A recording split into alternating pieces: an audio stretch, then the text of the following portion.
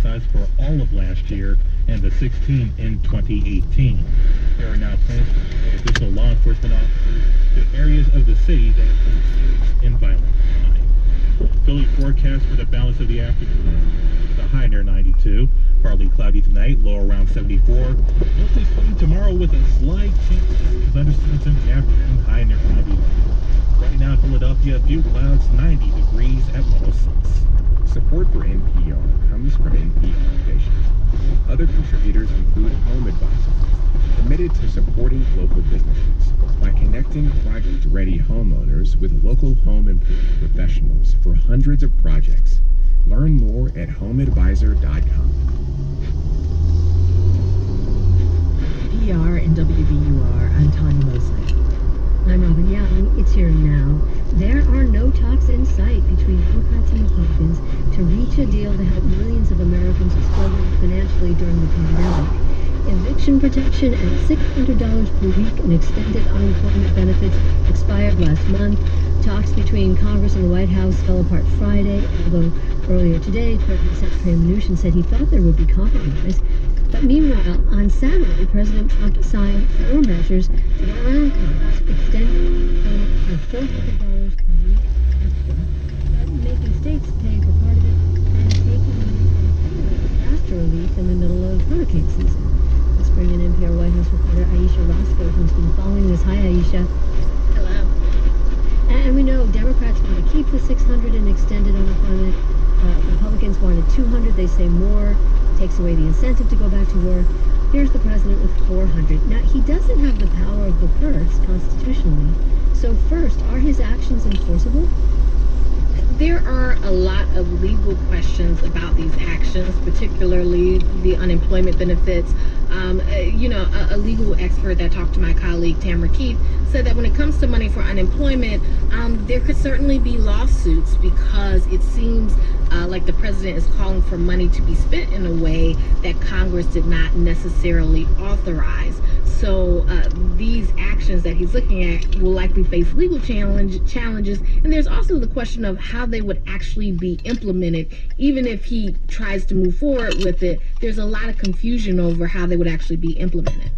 Right, and whether states can afford it. He initially said states would pay 25% or $100 for every 400 per week check. And he backtracked. States might not have to pay. Governors saying maybe we can't. Democrat Ned Lamont of Connecticut wondered if he should take the money from COVID-19 testing. Republican Mike DeWine of Ohio says his state may not be able to afford it. So, the question is, how soon might this happen under Trump's plan? There are no real answers right now coming from the administration. You have President Trump's top economic advisor, Larry Kudlow. He was on the news shows yesterday, and he didn't have specific answers about, even the amount of the money that people would get. They don't know what states would actually be able to pony up.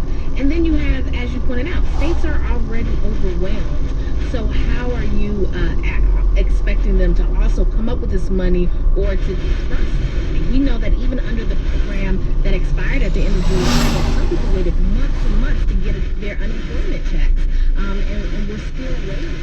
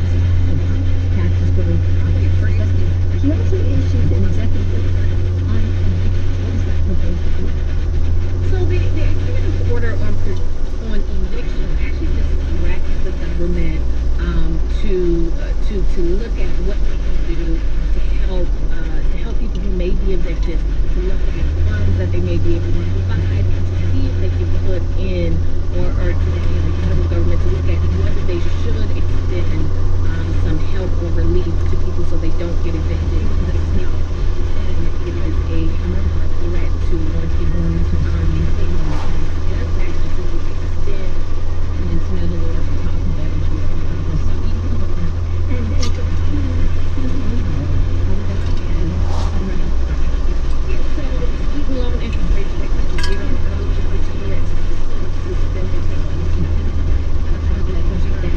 through the end of the year, and he is saying that there could be an extension even longer than that. And Aisha, what happens if Congress does come to the deal?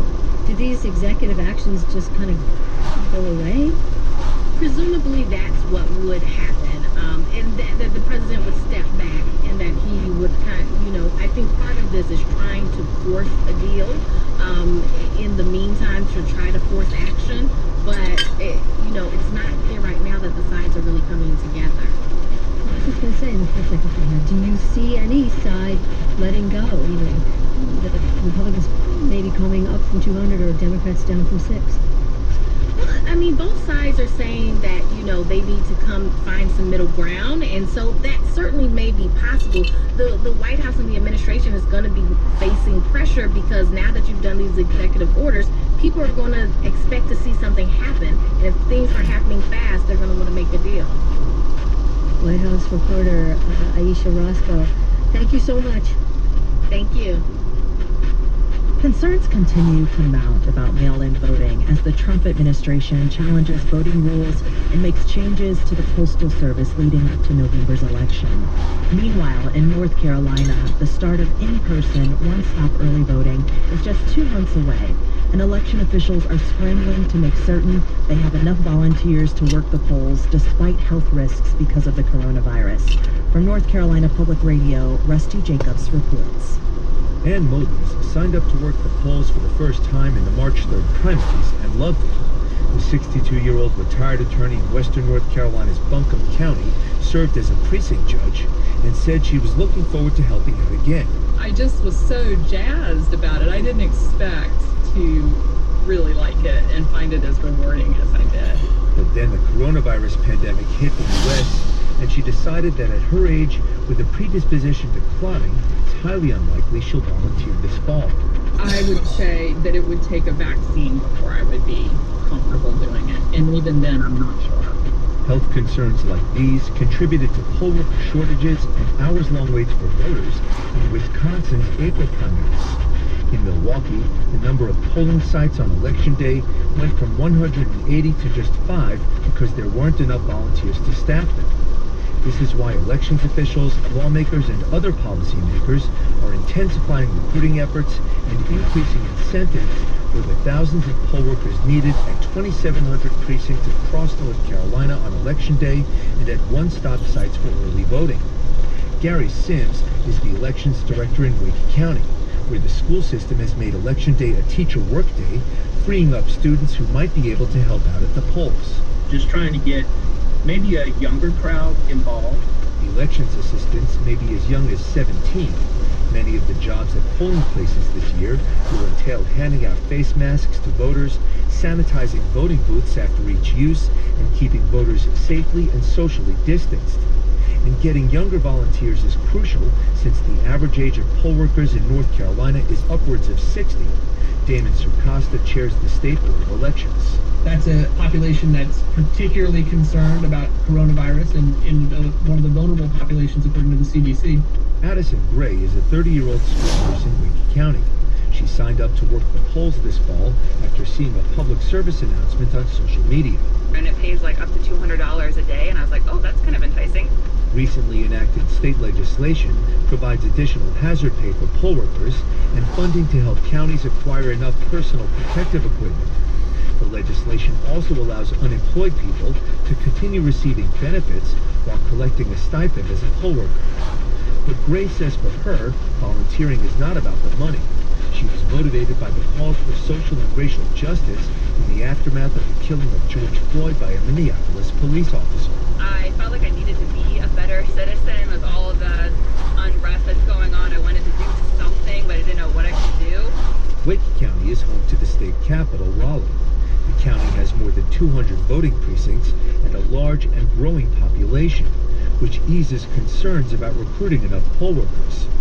But out west, in small rural Clay County, Elections Director Rebecca Hall says with an older population, she's concerned fears of getting sick could make recruiting pretty hard, as she saw with the runoff in the GOP primary for Congress. We actually lost 5 or 6 just for this runoff.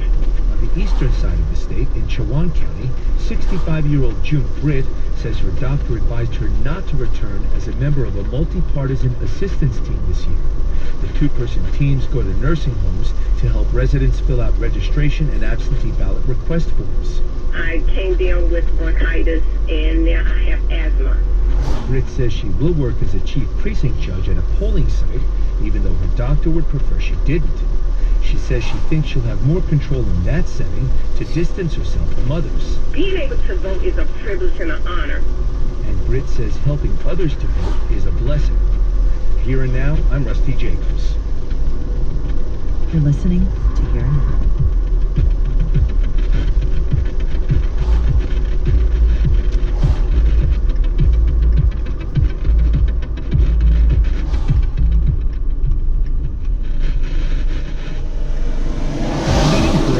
Vaccine candidates all use different tactics to spark an immune response, but many have one thing in common, an additive called adjuvant, which can be the key to a vaccine's success. There is a whole science awaiting us in vaccines that lies in adjuvants.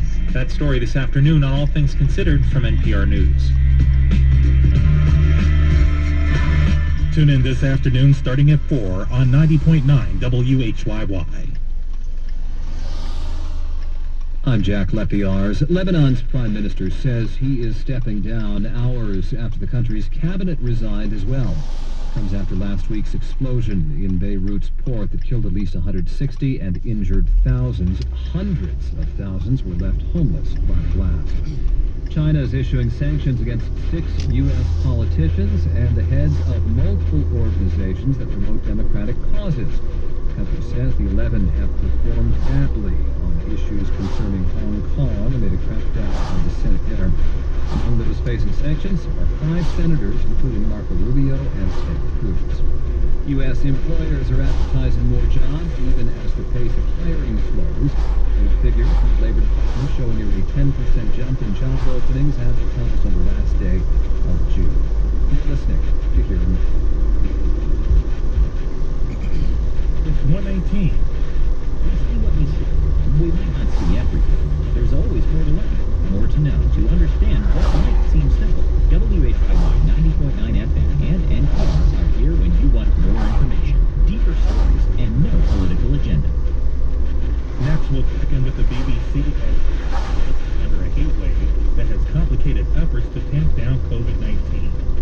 More than 100 people were arrested after a night of looting and vandalism on Chicago's Magnificent Mile. More details coming up at 1:33. Supporting WHYY Tech Elevator, where over 400 companies have sourced qualified and diverse full-stack software developers. Candidate matching, interview sessions, and hiring opportunities are available at techelevator.com. 90 degrees now, 92 degrees at some point today. Mostly away. Going down to 74 with a partly cloudy sky tonight. It's 1:20. You're on 90.9 FM. Funding for Here and Now comes from the listeners of WBUR Boston and MathWorks, creators of MATLAB and Simula software for technical computing and model-based design. MathWorks, accelerating the pace of discovery in engineering and science. Learn more at mathworks.com. It's Here and Now. A heat wave in Europe is complicating efforts to tamp down COVID-19. Temperatures have soared into the 90s and people are seeking relief in the water. A brawl both broke out in Belgium when police asked people to leave an overcrowded beach. And with infections rising in France, where it's also very hot, there are no rules for mask wearing. The BBC's Mark Lowen joins us from a restaurant in Nice. And Mark, explain the new rules. Well, the rules came came into force earlier on today, Tanya, for areas in and around Paris. 100 areas there where wearing the mask is now obligatory outside, in order to try to bring down a spike in coronavirus cases around that area. Now that means that Paris and the area around that city now echoes the city from where I'm speaking to you, Nice, where for some days now there has been a rule to enforce mask wearing in large parts of the city centre. And if you are caught without a mask, you risk a fine, 120 euros for the first time you're caught. That's about $150. That goes up to 1,500 euros for a second offence and 3,750 euros and a 6-month possible prison sentence for a third offence. But I have to say that police have been told to be fairly lenient at the moment and not issue the fines. And at the moment, we are not seeing that the mask wearing is particularly strictly enforced.